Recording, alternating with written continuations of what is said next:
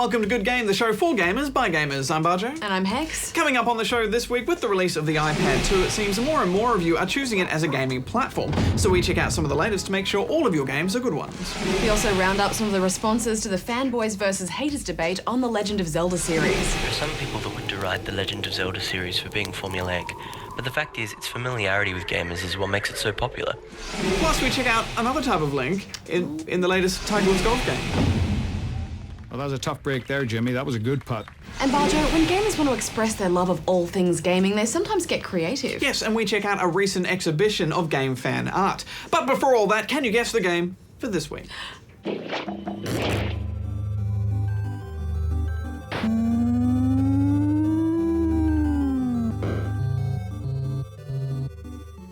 Whoa, before you even go read the news, Barjo, we do have some exciting things to give away to whoever can prove they're worthy of it. Just these amazing gaming-related things that we've been... This chicken pen, you love those. Cleaned out your desk again. Yep. Yeah, nice. It's quality stuff.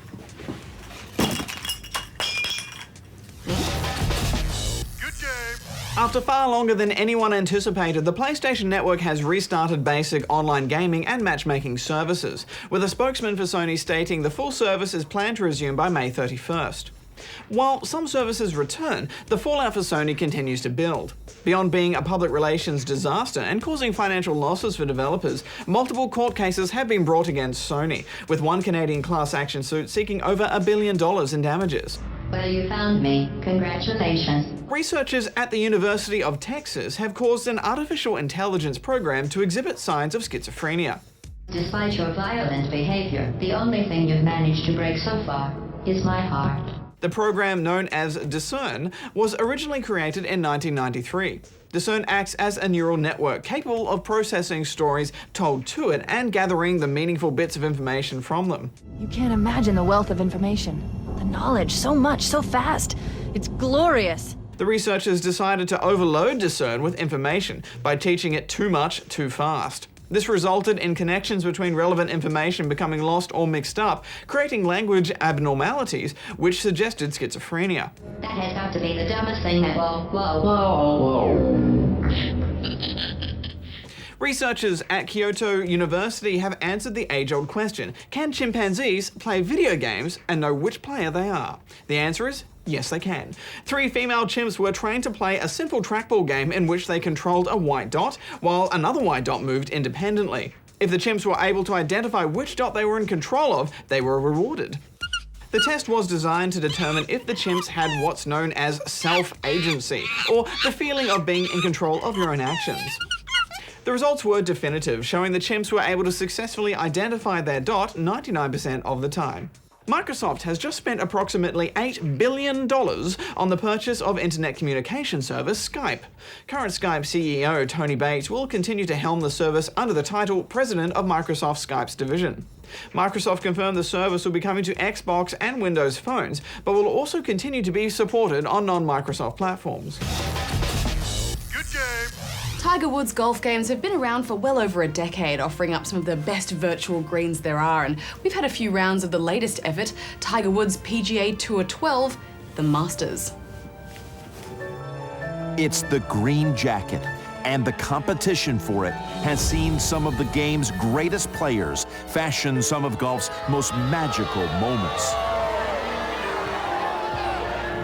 Now, as far as the controls are concerned, it's pretty much the same as last year's game. The PS3 and Wii version have motion controls, but we've been reviewing this on the 360. The new addition here is the Masters Tournament, which is a big deal for golfers because it's kind of like the grand final World Cup event of the golfing world, the pinnacle invite-only tournament. It's history in the making at the Masters, and it's all coming your way next. Once again, your virtual player in career mode will be your main focus of the game. After you create your golfer, you start in amateur tournaments, gradually moving up through the professional ranks until you get invited to the coveted Masters. Hex, I've been playing this for ages and I'm still stuck in the amateur tournament. Is that because you're rubbish?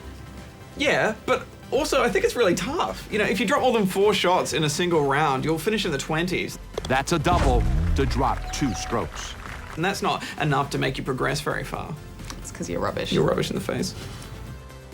I thought all the skill leveling and unlocking of all the clothes and the clubs helped keep me interested during the tournaments. I'm still waiting for my invitation, though. I ended up playing the Tiger at the Masters mode. In this feature, we'll put you in Tiger's shoes as you attempt to work your way through each of his 4 Masters tournament victories. And not only do you have to replicate his scores, but you have to beat them. It's not easy, but I did at least get to play Augusta.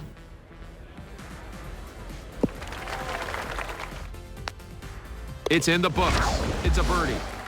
I did find it interesting how EA have shifted their focus on Tiger Woods himself to the Masters tournament, and I think it's pretty safe to say that it's because of his personal life issues and they've made him a bit on the nose. Yeah, I mean, not enough to be removed entirely, but let's take a look at the cover art.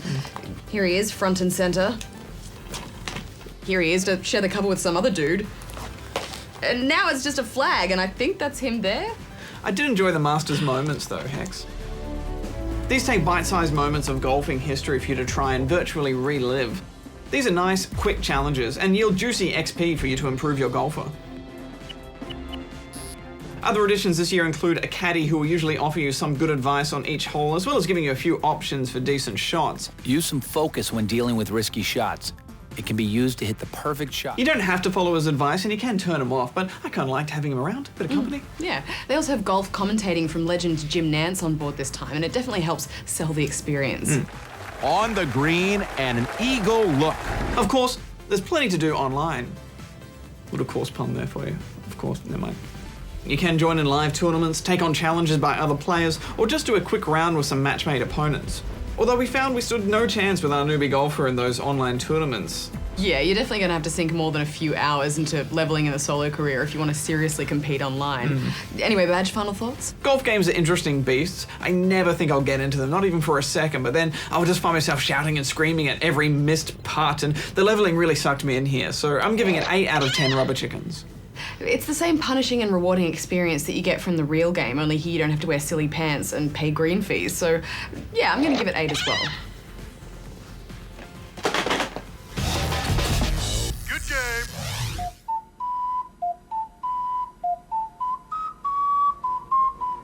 Kind of tingles. Welcome back, fanboys and haters. It's been a whole month since we prompted you to debate the merits of the Legend of Zelda series, and so now the time has come to distill those pointed opinions into a fine potion of perspicacious prose. Positively, Hex. Let's kick things off with a look at the Good Game website poll, which asked, fanboy or hater, which are you when it comes to the Legend of Zelda series? A very convincing 56% of you were fanboys, 33% deemed themselves indifferent, and only 11% were willing to step up as haters. Well, I'm not that surprised that the fans were dominant, Barjo. The Zelda series has been with us since about 1987, so it has that added benefit of rosy nostalgia, doesn't it? And it seems it's a bit hard to hate on the legendary Link, though Tiger 101 on our forums did try. There is nothing, I mean nothing bad about Zelda. I have racked my brain out of my left ear and sifted through it with the sharpest of knives to find even a drop of personal dislike for the series. Even with my brain chopped up on a plate, I am smart enough to know that Zelda rules. From there on in, the fanboy love flowed like Zora's waterfall, such as this email from Phil in Sydney. In my opinion, there is no better adventure series than Zelda. From its genesis as a 2D NES adventure game to the glorious 3D evolution of Ocarina of Time and subsequent Zelda games, the series never ceases to deliver sublime and truly awe-inspiring gaming experiences. Ah yes, Ocarina of Time got more than a few mentions, like this forum post from Sarkaz. Ocarina of Time was probably the shining moment in my childhood, with it forcing me to learn to read because my parents stopped agreeing to read the text for me. The Legend of Zelda series is mostly the only series I can go back to and just repeatedly play again. OOT for the win. And forumer Kepora Gebora Homeboy points out, Guinness World Records regard The Legend of Zelda Ocarina of Time as the most critically acclaimed video game of all time. Pretty much win with that title. Ah, the validation from critics worldwide. Fair enough. I also thought Claire from Western Australia had a good point. I'm a fangirl of The Legend of Zelda. How can anyone not like a muted, except for yelling, left-handed human/elf/werewolf/deity being of some description with various occupations including lawn mowing, seafaring, train driving, herding, looting, vandalism, and other odd jobs? Go the bearer of the floppy hat. Cute, and nice to hear from the fangirls too, of course. And many of you also took to video to express your admiration for the series, from the unbridled joy of Zelda Kid.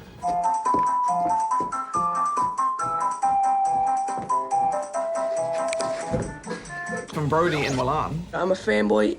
It has great gameplay, nice music, Nice storyline. It's a bit messed up with the storyline, but I made it defend it to the end. Kevin in Perth. The music, the gameplay, everything that combines together to make a great game is inside Legend of Zelda. And Louis in Geelong. It's just extraordinary. The different songs, the different instruments. It just can't get any better. The gameplay is great too. From the ease of Z targeting to the simplicity of the C buttons. From the cockery knife to the giant sword. They warm my piece of heart, Barjo. We particularly loved this brilliant animation and perceptive argument from Zelda fanboy Glyn. While Ocarina of Time is a classic medieval tale of good versus evil, Link's Awakening is a postmodern and almost philosophical adventure into the question of reality. Zelda is a genre of its own. It is to gaming what Impressionism is to painting. It has practically defined a large proportion of games today, yet remains entirely distinct from all other experiences. Seriously, great stuff, Glenn. But enough with all this namby-pamby fanboyism, Hex. I want to hear what it is that those 11% of haters are stewing over. What is it about Link that they think stinks? Hugh from Melbourne emailed in. I like the Zelda series, but I think that Nintendo have milked it way too much. Yes, Connor in Western Australia also reckons the series has lost its magic. The simplicity of the combat and the familiar narrative and locales may have impressed us all some time ago, but Zelda has simply refused to evolve into a next-gen game. Well, Badge, maybe it's simply a case of I like your old stuff better than your new stuff. Kaylin in Sydney wrote in. The Legend of Zelda is a fantastic series as a whole, but I can't help but think the series is becoming more linear with each installment. Old school simply said, here is a sword, now go have an adventure, whereas now it's, here is a sword, now go to the next town where you'll be pointed to the next dungeon, and so on and so forth. Let's hope Skyward Sword cleans this up. Clearly, no one likes hand-holding in games, Hex. Zaidu on our forums is hoping for a change too. No one can hate Zelda, though I do want to see a dramatic shift for Skyward Sword, not more of the same. In fact, to be honest, Skyward Sword doesn't interest me in the least. These actually sound pretty hatey, Hex. Could the tide of love be turning on the Zelda series? Skyward Sword will be the 16th game in the series, so it might have to pull a few rabbits out of its floppy hat. Pink rabbits, perhaps? That's what we did there. Well, without a doubt, it was the fanboys who won this round, but I would like to pick out just one more email, Hex. Zelda's a good-ish game, but when they released Link's crossbow training, I was put off the Zelda series forever.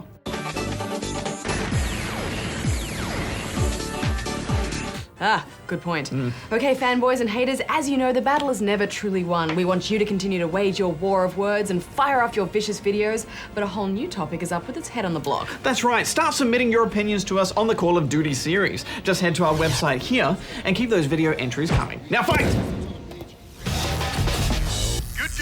When you think of fan art, you probably picture bad photo manipulations or poorly drawn portraits of game characters, sans clothing. However, we caught up with a Melbourne curator who's taking video game inspired fan art to a more serious and commercial level.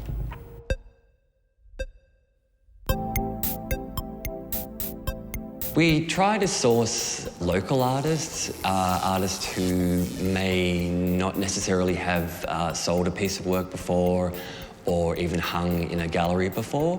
A lot of the time is spent online, going through forums and artist blogs and or artist-based websites, just searching because there's a lot of work out there. In our searching online, we tended to come across a whole lot of video game-based fan art. Some of this stuff was almost game-ready quality work. We were trying to say we're viewing your artwork on the same level as our professional artists, make them realise that we think it's worthy of framing or painting or displaying or printing out, currying and finally hanging it in an exhibition.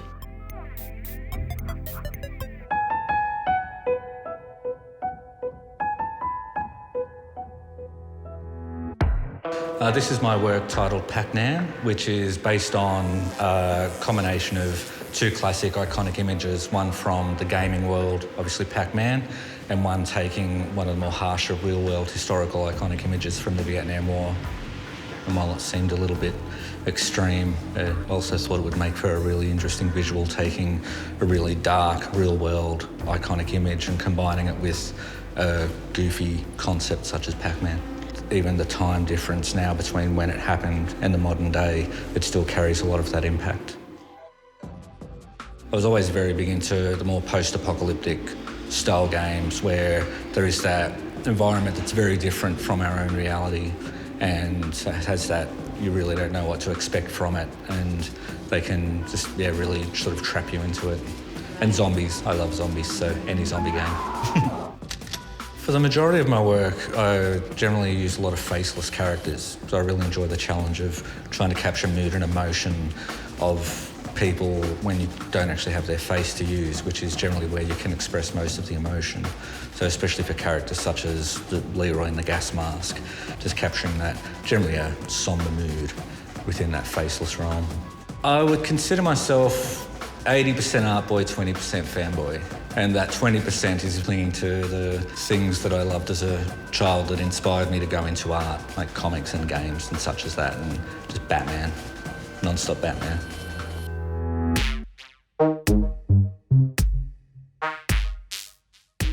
My name's Lee. I work under the name Dirtfish, and I've come from a graphic arts background.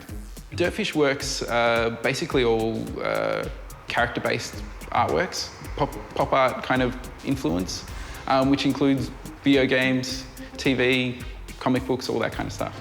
In the way that a video game plays out as a bit of a story where you've got your hero and you've got your villains, the paintings play out in the same way. The reason I chose Space Invaders is because it's a really simple, block design, and it can be reinterpreted in lots of different ways. And a lot of times with my artwork, there's a lot of patterns and block design as well, so it kind of fits in nicely. The original design is done on the computer, and then I transfer that design onto the canvas, and I work in layers over the top. So it's kind of a multi-stage process, but it ends up with clear dark lines, which is the stuff created on the computer, and then rough textures, which is stuff that happens on the canvas. If you look at artists over time, they draw on what they're doing every day. And if you're playing games, like if that is a part of your life, then it'll naturally influence your work as well. I was a kind of late bloomer into the video games scene. My first console was a PlayStation 1. Ever since then, fallen in love with video games as a great medium to see some fantastic characters. Just the stories, character design, it's just probably one of my main inspirations for the art I create. My style tends to be a bit of comic/street art hybrid sort of style. I guess video games has got this ability to sort of work on almost no budget in terms of special effects. You see fantastic character designs, it's like the sky's the limit.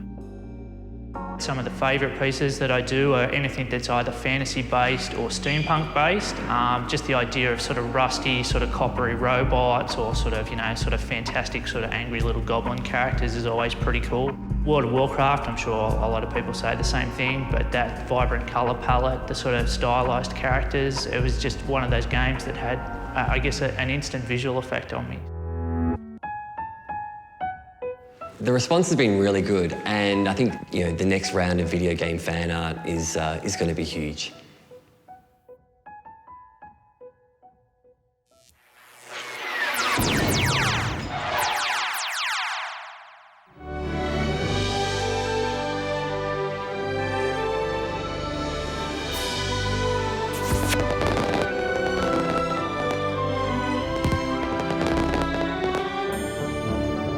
It wasn't actually very hard to come up with. It was Lode Runner on the Apple.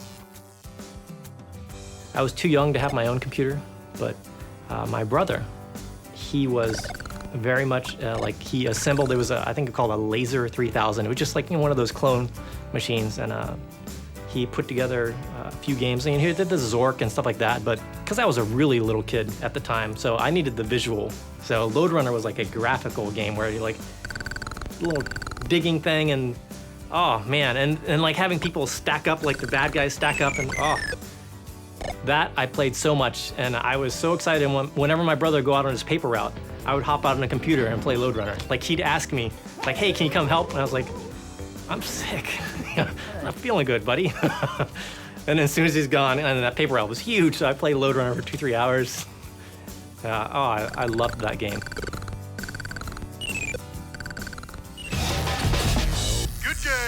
We've been playing a few iPad games recently, so I think it's time for a bit of a roundup, Hex. And first up, some point and tap adventuring with Sword and Sworcery. EP. Now, bear with me here because the story is a tad confusing. Basically, you play as the Scythian, and under the guidance of a few friends, you'll retrieve the book known as the Megatome.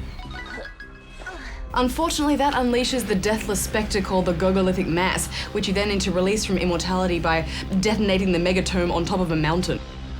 You then have to find and unite 3 pieces of the Trigon. On the way to the pieces, you'll have to sing songs of sorcery to coax Sylvan sprites into the sky, and travel into the dream world on side B of the EP while controlling the phases of the moon. Sounds simple enough. But yes, this game is quite highbrow and it speaks in poems and riddles, and I think to really enjoy this game you have to like the art and the music. It's pretty dependent on that. You'll be fighting with your sword and shield on occasion, but mostly you'll spend a lot of your time just walking around, enjoying the sights and sounds while randomly tapping things to find solutions to the puzzles, which seem intentionally obscure. Yeah, they do give you plenty of hints though, which you can always read later in the Megatome. But as you say, they're all pretty nonsensical, so it's easy to misunderstand what you're meant to do, but that's part of its charm.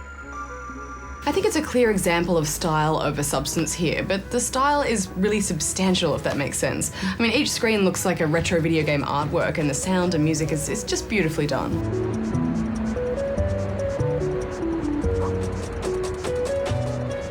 It definitely has style, and I mostly get what it's trying to do, but I felt at times it was still just not clear enough and I ended up going around in circles. Also, the constant urging to share your experience on Twitter I found a bit spammy. It doesn't really help your experience at all. But I did enjoy the weirdness of it. I felt like I was gaming within a painting, so I'm giving it 8 out of 10 rubber chickens.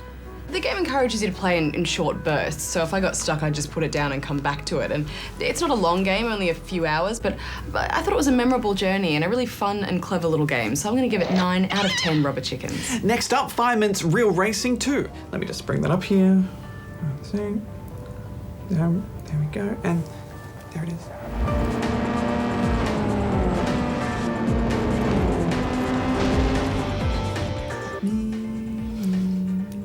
The first thing that struck me was just how fully featured this game is. There's a big career, quick races, time trials, and online and local multiplayer. And it looks great. It's definitely up there with the better looking iOS games.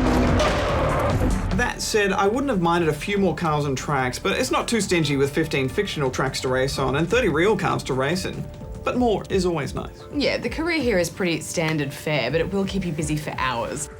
It's broken up into 5 divisions, starting off in the club division, and you work your way through the World Series, buying more powerful cars for yourself as you go. And there's some fairly simple upgrading you can do to your cars as well to give yourself a bit of an edge. Going online is super simple. You just push a button and you're thrown into a room with 15 other players. We experienced no lag and it was all pretty smooth, but there's no filters, so you want to make sure you unlock some decent cars before you venture to the internet or gamings. I thought it handled well too. I mean, it's not true simulation by any means, but it's not arcadey either. And more importantly, you can tweak the controls and assists to just how you like them. So if you want, you can just handle steering and let the game accelerate and brake for you. Personally though, I think it's more fun when you turn off all the assists and bump the AI up. It just gives you a proper challenge. I was pleasantly surprised to find that using the tilt control actually felt like I had more control than using thumbsticks. It was just really easy to hold that racing line and it almost felt as good as using a racing wheel. I'm not normally a fan of tilt controls, but they've done a really superb job here.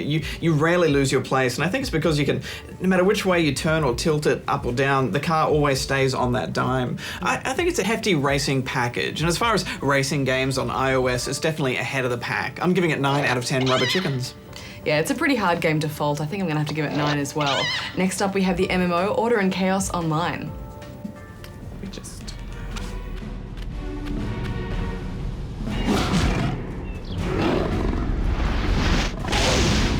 Now, I have to admit, I was fairly skeptical of an MMO running on an iPad, but it's not so bad. It takes a lot of cues from World of Warcraft, and it's fairly shameless in that, but it's got all the basics. Starting out, you choose either a human or an elf character to fight for order, or an orc or undead for chaos. You then pick your class from warrior, mage, monk, or ranger. There doesn't really seem to be any story beyond that, though, or even much lore. There's just order and chaos, and you quest, which so far is your fairly standard fetch 10 of these, kill 8 of those kind of thing. It's all PvE until you hit level 20 when PvP is forced on you, but until then you can challenge other players to duels. We haven't reached level 20 yet, but we have heard some reports of some pretty hectic grave ganking in quest areas, so be warned. You have your standard dual virtual stick controls, which to be honest I usually am not much of a fan of, but they do work with the point and clicking of an MMO here. And the menus are laid out well and easy to understand. You can assign 6 spells to a wheel in the corner and put potions into a little side menu for easy access. And you can join and set up guilds or just set up temporary teams. There's a handy built-in music player and a simple to use chat window, although it's really annoying in-game as it always pops up right in the middle of the screen, often when you're just trying to pick up loot, and there's no option to turn it off. Leveling is slow and tops out at 40, but when you level up you earn a point that you can spend on one of your talents. There's no control over leveling specific attributes though, and as I said earlier, there really isn't any story to guide you through the world, which is surprisingly big, so you kind of just keep pushing into undiscovered land looking for more quests. Order and Chaos Online isn't free to play though. You do get 3 months free when you first get the game, but after that you will need to subscribe. But where they'll get you are the in-game purchases, none of which you can't earn just by playing the game, but if you want you can buy runes that will resurrect you on the spot if you die, and of course you can pay for literally hundreds of dollars worth of gold if you're so inclined. Now, we admit we've only scratched the surface of this game, so we really can't score it until we've played it for a little bit longer, especially since we've heard that things change a lot after level 20. But I don't know, based on what we've played, I'd say it's not going to take over anyone's WoW addiction just yet, but as for an MMO on the go, I'd say it's in a class of its own. Yeah, it's definitely one of the more meatier games on the App Store. They really need to fix that chat window thing though, but I think they've got a solid base for an MMO here. It's not very original, but this is the most WoW-like experience you can have with a portable game, and I think that's quite an achievement.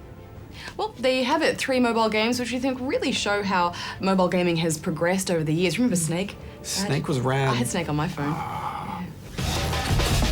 Good game. So did you guess the game for this week? It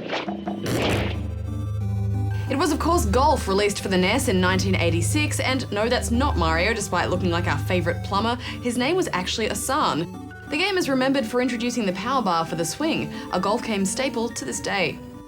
So if you want to win this awesome pile of crap from your desk, yes, you need to plead your case on the Good Game Facebook page, the Good Game forums, or the tweet stream with the hashtag GGTV. And we'll also throw in a Good Game t-shirt. Coming up next week, Brink. We've actually had the game for a little while, but have decided to delay our review. Yeah, since the game wasn't out yet when we played it, we really only had ourselves and bots to play with, and it just wasn't an accurate representation of the game and not really fair to review it based on that. Yeah, it's being touted as a single player and multiplayer game blended together, but we really feel it's a multiplayer game, so we'll bring you that next week. Don't forget, on ABC3, Good Game Spawn Point is there for the younger gamer in your life. Until then, gamers, Barjo out. Hex out. Do you remember this? Keep it away. Remember this? Keep it away from me. Yeah. I've had enough of that It's gonna happen. Oh, please. Damn.